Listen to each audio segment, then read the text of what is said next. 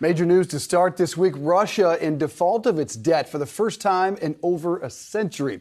Officials, however, call the report a, quote, farce. Meanwhile, G7 leaders announcing a ban on Russian gold as a result of its invasion of Ukraine.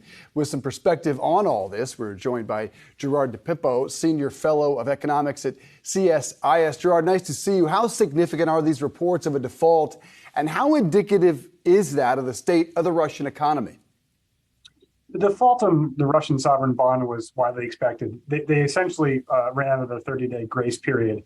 The issue, though, is that the Russian government was trying to make payment, but the sanctions prohibited them from making the payment. Russian bonds have been trading at a major discount for months, so I don't think anyone's really surprised. It's really just a matter of time. Mm-hmm.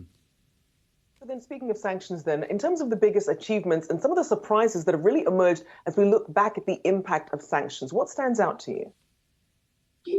I would say two things. The first was the swiftness and the degree of coordination amongst the allies, particularly with sanctioning the Russian central bank, which froze effectively half of their reserves.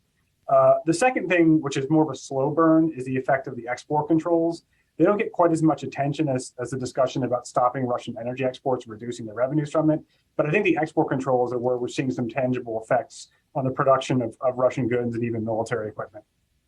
Well, to that end then, Gerard, is that having any effect on Moscow's ability to fight the war in Ukraine? There's anecdotal evidence of them not being able to service tanks, military tanks, and get spare parts and running out of high-tech munitions. So it's possible. From a financial perspective, Russia's still getting something like $1 billion per day from energy exports, half of which flows directly into Moscow's coffers, which, if you believe Russian data, more than covers their military expenses. So the Russian government actually is still running a surplus despite all this. So they're in the black. It takes a while. It will take a lot more, actually, to get them to the point where they're running out of money to finance the war. Reports suggest the war effort's about $300 million a day, nowhere near that billion they're taking in. Where are Russian oil exports going, and is there any way to stop that?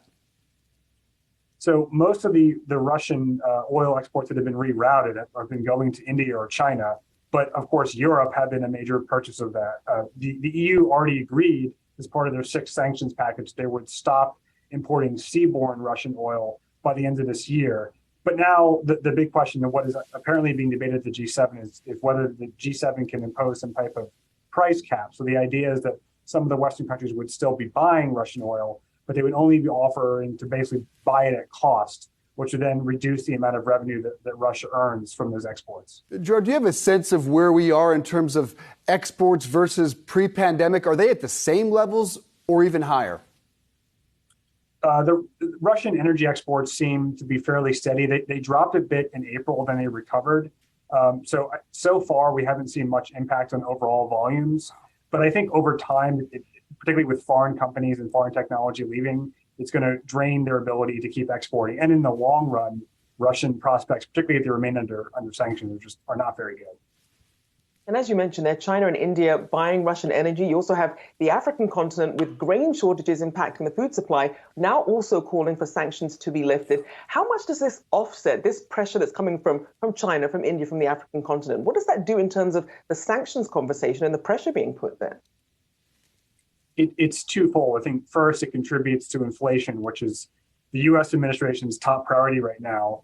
And then on the second side, it also adds to pressures and humanitarian issues in developing countries like in Africa, where, as you say, they rely on grain exports from Ukraine and from Russia. So I think it's basically making the cost of the war feel more tangible to the rest of the world, which is raising questions amongst the U.S. allies about whether they want to ramp up further or whether they need to focus on addressing the humanitarian cost of the war.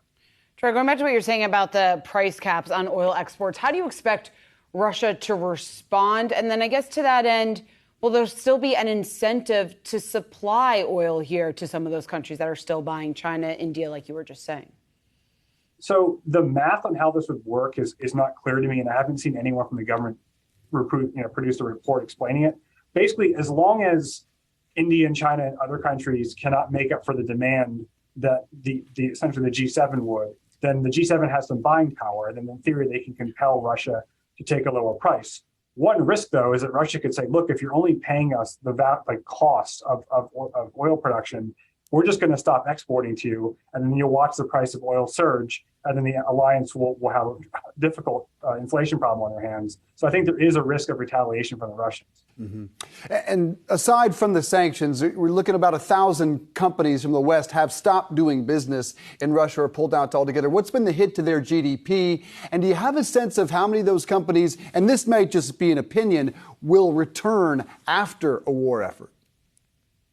So the impact in Russian GDP, it's a little bit hard to gauge, in part because they've stopped publishing some of their statistics. But I think the consensus is something around maybe 10, as much as 15% of Russian GDP declining this year, and maybe another percent or two next year, which is a big deal. That's a decade plus of growth wiped out.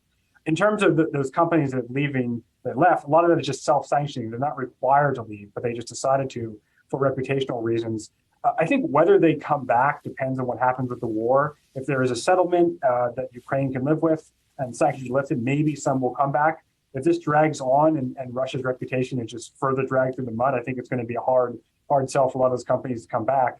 And frankly, while Russia was the 11th largest economy before the war started, it's not a major market for everything. For a lot of things, it's sort of a secondary market. So I think for a lot of companies, they're just weighing the risk. Is it worth the reputational costs versus whatever profits they might have been getting before? And you mentioned there whether or not businesses may return. What about some of these trade partners that have had to seek alternative routes for things like energy, for commodities?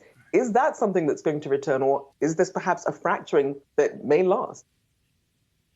I think in terms of overall trade patterns, the big thing that we're seeing is Russia's having to reorient to the east, particularly with China. So there are geographic issues like how do you ship oil? Can you get it around to the Pacific? There are limits to what Russian pipelines can move.